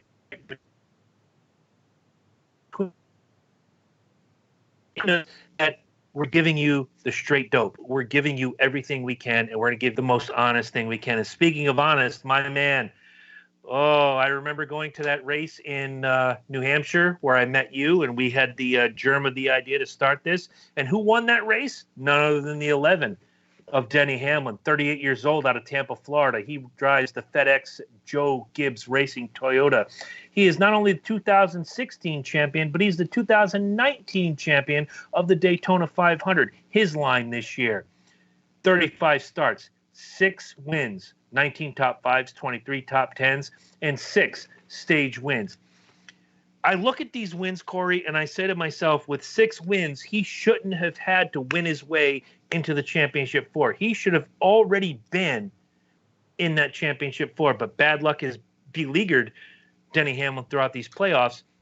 I guess my question to you is, much like we talked about Justin Allgaier on the Xfinity Series, is Denny Hamlin the guy who's going to tip this apple cart? Yes. Wow. Why? Well, I just kind of look at it, Hamlin's just pretty much on the is pretty much picking up where he left off. And I just look at it after Sunday, he just made that championship statement, saying, I know you guys have won championships, but I'm here too. And, and like I said, after Texas, he lost about 42 points. So, and again, I said, it wasn't a must win for him, but he just had to go out, just dominate, get in the best you can, and then have all the other guys have problems, but not only end up winning the race, but dominate the race. But even if you look at his playoff stats this year, his only worst finish in the playoffs has been 28th at Texas. But other than that, it's been pretty much top 5s, 2 wins, and pretty much going to Homestead with pretty much just nothing to lose. We talked about the crash and how he slid across the grass and he hit the concrete and his splitter was busted. And he really did. He battled back from a couple laps down. He finished on the lead lap. It was a good run for him, but not the run that he wanted. And that turn 3, turn 4, that one spot where everybody seemed to catch trouble happened to catch Denny Hamlin. Yeah. For me, again, and I'll say it not being a homer, I'm saying this objectively. There's only one guy in the playoffs I don't want to win. But if there has to be, once again, since 2014, we've had a different champion every year, which to me is refreshing. If I got to go outside the box and not root for Kevin Harvick and not root for Martin Truex Jr., I'm certainly rooting for Denny Hamlin. I think he is the guy to tip the apple cart this year. I think he is too. All right, so now we're going to run down because I know we're running long because it's championship weekend. Championship weekend starts tomorrow, and it starts with the Truck Series. Corey, tell them where, when, how, and why.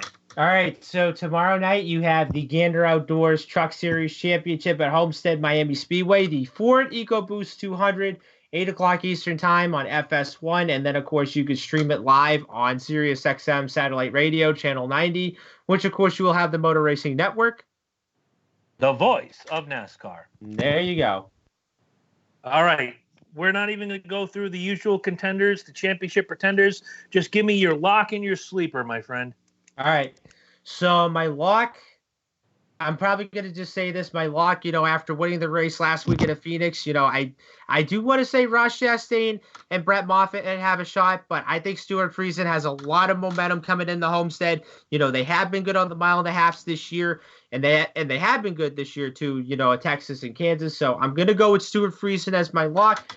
And then my sleeper, since he's not going to be back at Kyle Busch Motorsports next season, I'm going to go with Todd Gilliland. I'm hoping that, he can get a win before the season's out. And it looks like rumor has it that I think he might be replacing Tyler Ankrum at GGR Crossley, depending on where he's going to go next year. But honestly, the first win was one thing, but I really want him to get another win to close out the season out. Okay. Now, as I told you, I don't know if we were off air or on air, all of my locks are guys I think are going to win the championship. And I feel this in my heart that all of your locks are going to be the guys you think are going to win the championship too. Yeah. So having said that, my lock this weekend is Ross Chastain. I want to see him break that watermelon. I want to see Ross Chastain fulfill the prophecy. He had a feeling. He ran with it sometime in July, August. He said, might have been earlier than that. I'm running for the Truck Series Championship. I'm going to do it. He went out. He won a couple races. He did more than was expected. This is Ross Chastain in the Truck Series in 2019 is Kyle Busch on the Cup Series in 2015. I'm going to do more than what it takes to get there. So that's my lock. My sleeper, man, he hasn't done me wrong too many times. He's not a championship contender, much like your sleeper. I'm going with Sheldon. Don't call me Apollo Creed. All right. All right. So now we move on. Saturday, championship Saturday on the Xfinity Series. Where, when, how, and why? All right. So Saturday, you have the Xfinity Series Championship weekend. You have the Ford EcoBoost 300 at Homestead. 3:30 Eastern Time on NBCSN, and then stream it live on SiriusXM Satellite Radio, Channel 90, which, of course, you will have the Motor Racing Network. The voice of NASCAR. All right. All right. Same thing. No usual suspects. Let's just go down and dirty lock and sleeper. Go. All right. So my lock, I'm going to go with Christopher Bell. He's basically going to be my championship pick. He has been good on the mile and a half this year, 8 wins this season. I think this is going to be the weekend where he's going to capitalize. He's going to close this out, win the championship, boom, end the book of 2019 and so forth. And then my sleeper for this weekend, I'm going to go with a guy. Let's see. I'm going to go with a guy that has been running good this year, doesn't know where he's going to go in 2020, hasn't signed a contract with Stewart-Haas Racing or anywhere else and so forth. So my sleeper, I'm going to go with Chase Briscoe. He has had a good playoffs this year, had the win at Iowa, he has been good. It's a shame that he didn't make the championship four. Even if he would have made it to the championship four, he would have had a good shot. But I'm going to go with Custer's teammate. I want to see him get a win, close out the season out, and hopefully he'll be back in that 98 car next season. All right. Well, my lock is going to go with momentum. It's not Justin Allgaier. I apologize to you, Zach Kuhn. My lock is going to be Cole Custer in that 00. I just think, looking back at the last 6 or 7 races, that Custer has more momentum in the playoffs than Christopher Bell. It has been the Bell and Custer show all year long. 8 wins for Bell, 7 wins for Custer. Not only is this the race where Custer is going to level out the wins, but Custer's going to carry home the trophy. My sleeper, I've chosen him many times. He's never done me wrong. I'm going with Justin Allgaier as my sleeper.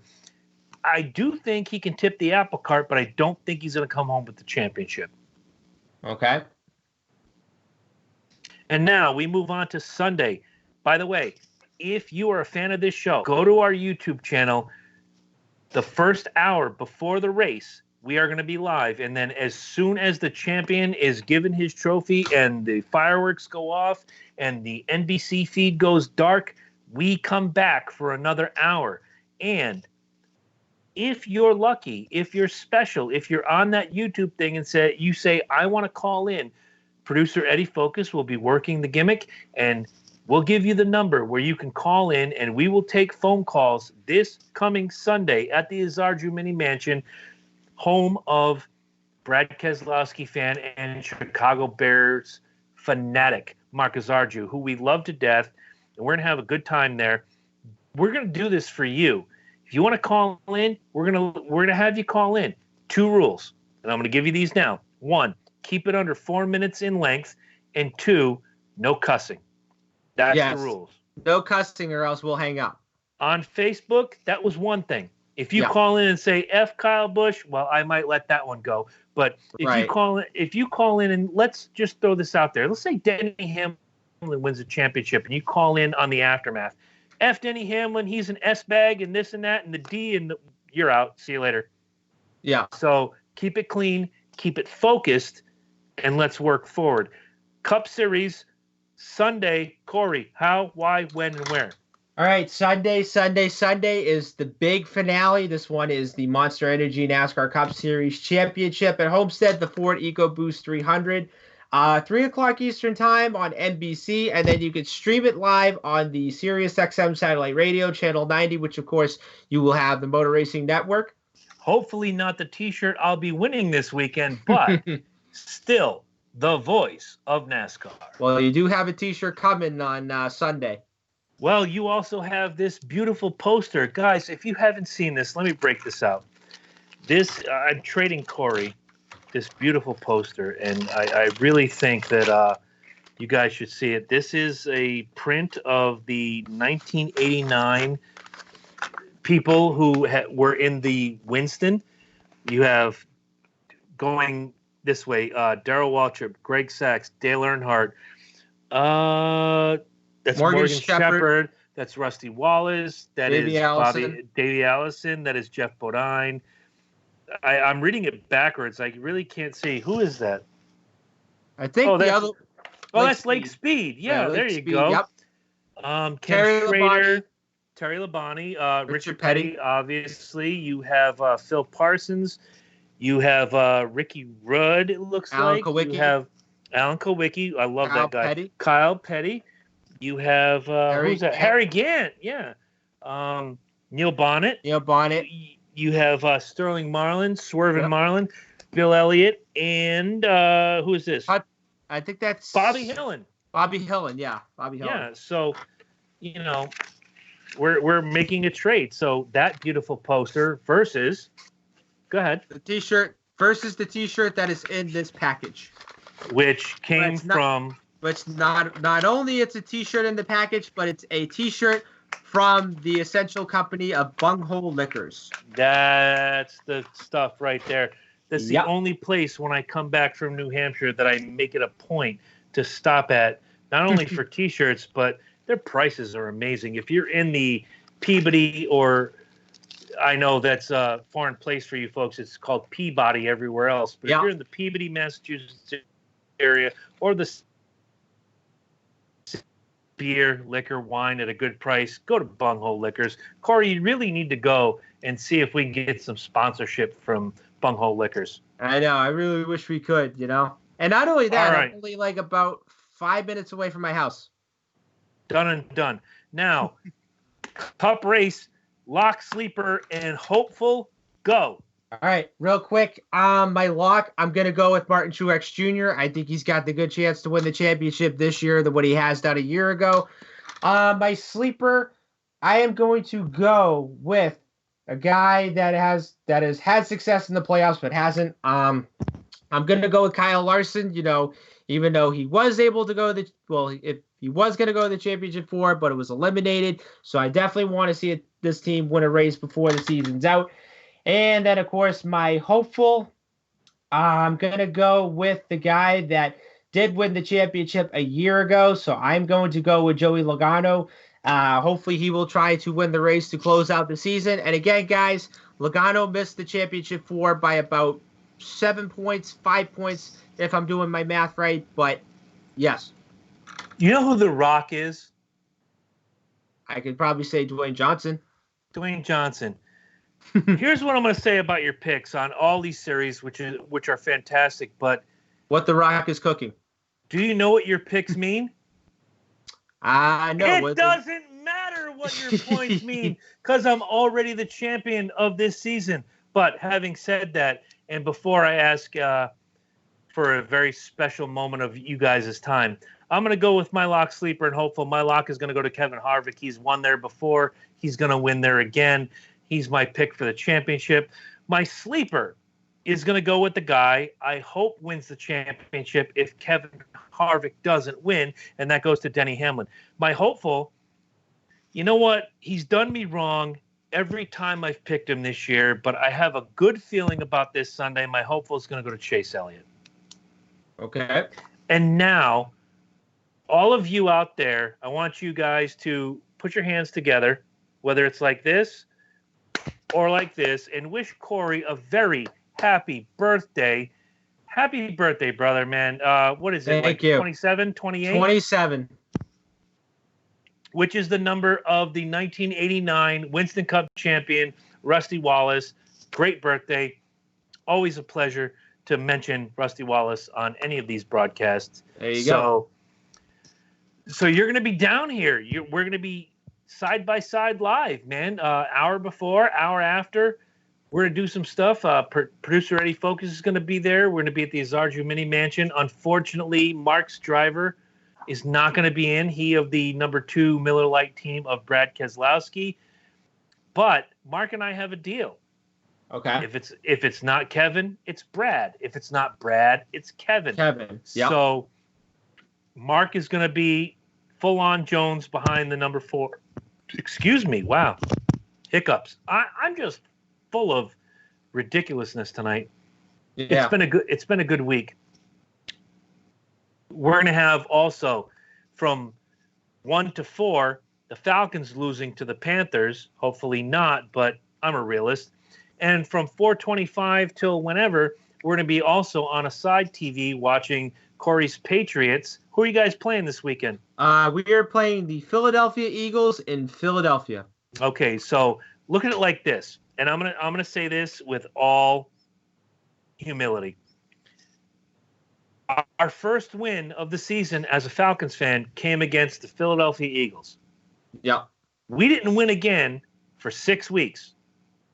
If you don't beat the Eagles, that means the Falcons are a better team than the Patriots. That's just science. I just can't. I have to say that.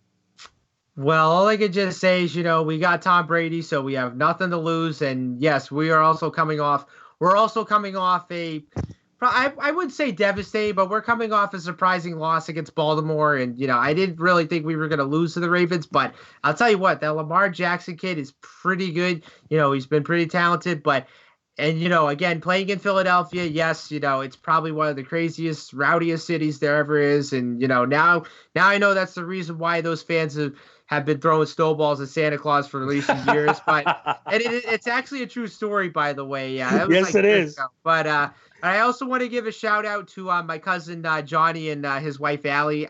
They just had a baby a couple weeks ago.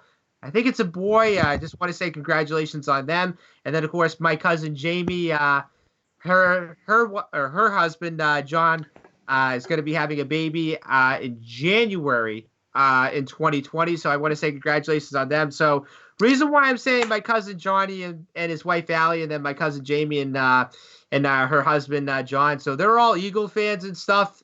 And I will say this: even if the Patriots win, or even if the Eagles win, guys, I wouldn't even care who wins at all. I mean, I do respect both teams either way, but I really do want to see the Patriots win because, of course, we're coming off a loss from Baltimore. But, yeah, I do want to give a shout-out to everybody down in Philly, and I think it's going to be a good game. I think it really is. But I'm really looking forward to when the Patriots play the Chiefs in a couple weeks. And I got to tell you what, when you have Tom Brady against Patrick Mahomes, that's going to be a killer.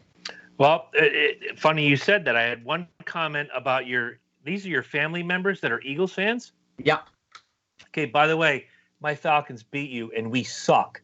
So there you go. Already, winner, chicken dinner. I'm just throwing that out there. Second, if you guys are not fans of the Loki and Jabroni show, first of all, why the hell not? Last night, 2 nights ago, we interviewed Kansas City Chiefs fan and rock vocalist extraordinaire Nathan Hunt.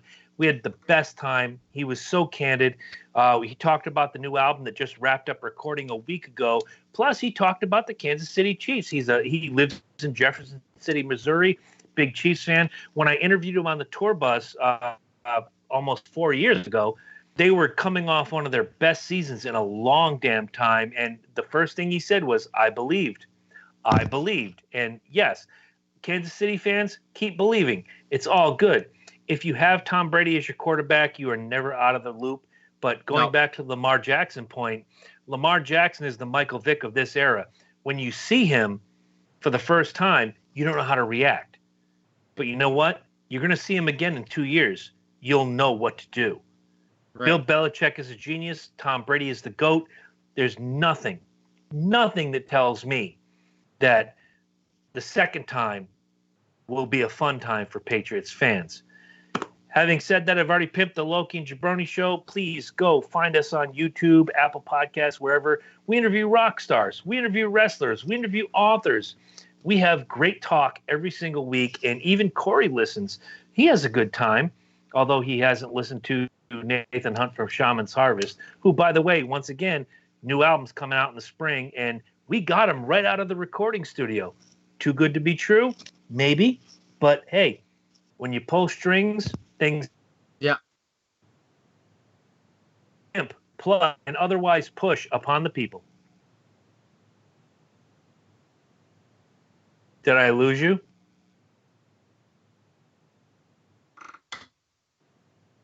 Corey Huffnagel. Yes, I'm still here. Okay, so this is the part where you pimp, plug, or otherwise push our wares upon the people. All right, guys. So don't forget to follow us on the C&J Speedway Review. Make sure you guys follow us on Facebook. We are going to be back on YouTube finally. So make sure you guys look us up on YouTube, subscribe, hit the bell, and you'll get notifications on when we start our show and everything else and so forth. On Facebook, make sure you guys follow us on there too. Hit the like button, and you'll get notifications there. Instagram, we are at CJ Speedway, and then Twitter, we are at CJ_Speedway. And also, guys, I just want to thank you for all the birthday wishes today. 27, never gets old and so forth. I'm just getting another year older. So thank you guys so much for the wishes. I had a good birthday today. The missus took me out for a little bit of a lunch date today, so that was fun too. And also, if you guys are really big into racing, don't forget, so the movie Ford versus Ferrari comes out tomorrow, so that is with Matt Damon and Christian Bale. So I got to tell you what, so it's a true story about the 24 hours of Le Mans, Ford versus Ferrari and everything else, pretty much Carroll Shelby and then the owner of Ferrari, whatever, I don't know, but it looks as if it's a good movie. I think it's going to be great. I'm looking forward to seeing it. I want to say next Sunday, which of course that's when the Patriots are going to be playing the Cowboys, but don't matter, I definitely want to see this movie. So other than that, my last go-karting event of 2019, I'm going to be down at R1 Indoor Karting in Lincoln, Rhode Island on December 1st. So that's going to be the last event of this year. And then 2020, we got a lot of good things planned. I know the Memorial Day go-karting event is still going on for next year. So that's going to be on May 22nd. So it's going to be back on a Friday night again, which works everybody's schedules pretty well. So other than that, stay tuned. I might be starting up my 2020 event sometime around either March, maybe like late March, start of April, depending on where that goes. But I will say that it was a fun racing season.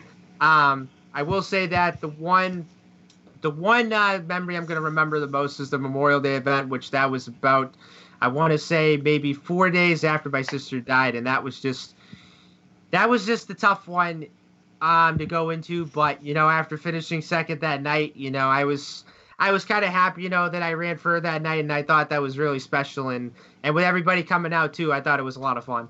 Well, I'm gonna just say, first of all, again, always in my thoughts with the loss of your sister and all of that, and especially when you go out to the go-kart races, I say, go Corey, yay! As much as I hate to say it, go under your real name. Stop with the Rowdy Burns. That's my last name. That's not your last name. Go with Rowdy Huffnagel. Go with Ornery Huffnagel. Just do that. But I get it. Rowdy Burns is your gimmick. It's your favorite movie. But this weekend, producer Eddie Focus, Corey Huffnagel, Chris Burns at the Azarju Mini Mansion, going hot at 2 o'clock in the afternoon, 2 to 3, up until the race start. And then after the race, once the champion raises his trophy, we will have 1 hour after the fact. Now, having said that, we're going to put producer Eddie Focus on the spot from 2 to 3. We're going to ask him to pick a champion. Now, I can see Eddie. He's in the booth. He's listening. Yeah. So, Eddie, you have a choice. Martin Truex Jr., Kevin Harvick, Kyle Busch, or Denny Hamlin. Now, don't go hot now. What you're going to do is Sunday, we're going to go, Eddie Focus, who's your pick? And he's going to pick one of the 4. And believe me when I say this, if he says Kyle Busch, I will shave his head in front of everybody because no, I don't. I really don't care. I just want him to be involved. I want him to watch. I want him to be ingratiated in what we're doing. Thank you, Corey. Thank you, Eddie. And thank you, fans, for a fantastic 2019 season. We will have a show next Wednesday, hopefully with a special guest to talk about everything we saw this past weekend on Championship Sunday. Don't forget, it's going to be every other week after this coming Wednesday during the winter because there's not a lot to talk about, but we're going to find things to talk about. And trust me, I've got a page full of stuff here of different little gimmicks and schnabbits and fernums to talk about while we wait for Speed Weeks in February. Of course. And the best part is, I'm not telling Corey what they are because I want to get his honest reaction when I bring these subjects up. Hey, welcome to the C&J Speedway Review. Here's our topic tonight. Corey's just coming off the cuff. That's the gimmick. Yes. All right. So once again, thank you for a great 2019 season. We will see you Sunday, an hour before and an hour after the race is done. I will give, if you want to join us on YouTube and you want to call in, I can patch my phone into Eddie's mixer board. You want to call in, you want to talk about what you are about to see or talk about what you just saw during the race, we're going to have that option for you. But for Corey and his pick losing season, I am the champion of the world, Chris Burns. You can shake your head all you want, my friend. You know I am the guy wearing the gold. I am the kiss-stealing, wheeling-dealing, jet-flying, limousine-riding son of a gun. Woo! And we'll see you guys on Sunday. Pre-race, post-race. Have a great week. And Corey, give us the 2 most famous words. Good night.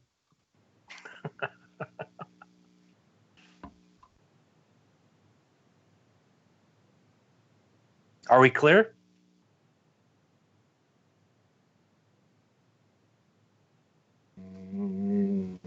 Let's give Eddie the thumbs up. Let's let him know we're good. Bye. What's up, my ninja? What up?